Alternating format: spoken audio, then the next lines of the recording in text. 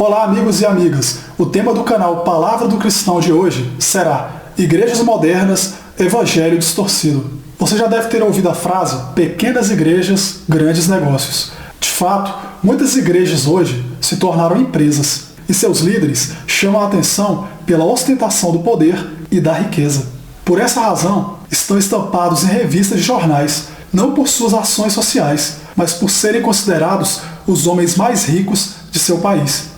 Uma revista financeira de renome, inclusive, colocou os maiores líderes religiosos do Brasil no topo, isto é, entre os homens mais poderosos financeiramente. É nesse evangelho distorcido que muitos acumulam riquezas e vivem o céu na terra. Mas aqueles que buscam o poder são ambiciosos e gananciosos, e por isso não terão lugar no paraíso, já que este é o lugar destinado àqueles que buscam primeiramente o reino de Deus.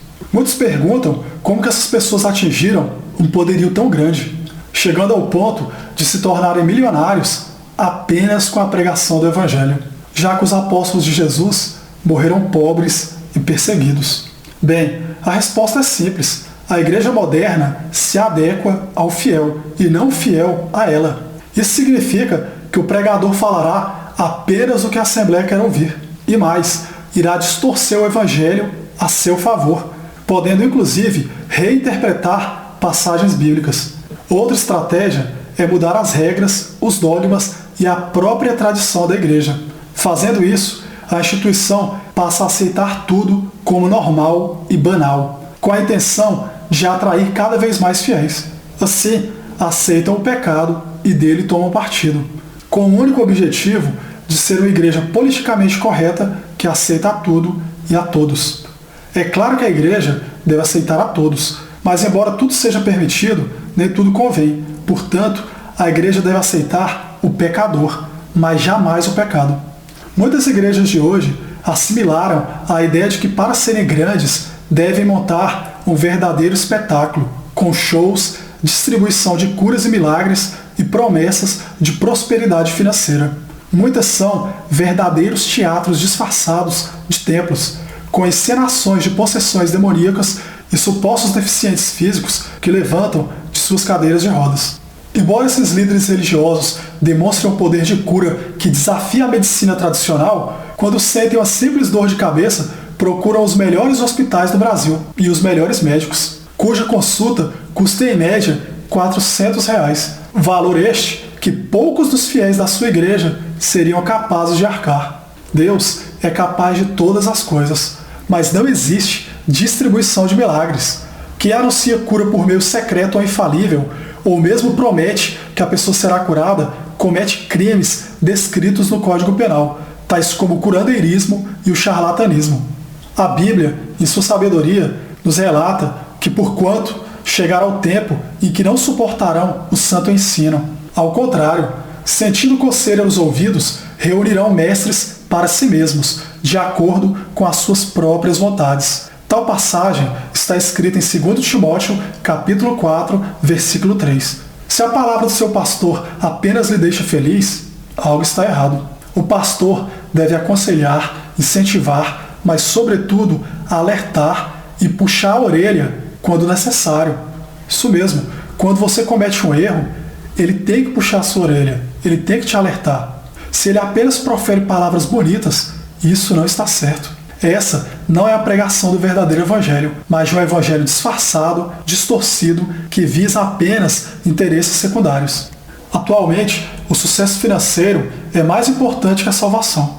Logo que muitos líderes perceberam isso, passaram a prometer não um novo céu e uma nova terra, mas um novo carro, um novo apartamento, a viagem dos sonhos, um novo emprego, etc. A fé de hoje é movida pela esperança da conquista terrena e não pela busca da salvação. As pessoas querem viver o céu na terra, sem se importarem com o que acontecerá depois da morte. A prosperidade é o que mais atrai o homem a Deus, e esse Deus é chamado dinheiro. Nos dias atuais, o dinheiro traz sim felicidade, e muitos o buscam intensamente. Na mente de muitas pessoas, o dinheiro é o único digno de adoração. É como naquele filme do 50 Cent, Fique Rico ou Morra Tentando. De tal modo, muitas igrejas neopentecostais se baseiam no contrato civil de fazer ou não fazer. Caso você cumpra com a sua parte, isso é, com o dízimo, você terá o esperado retorno. Do contrário, o contrato será de não fazer.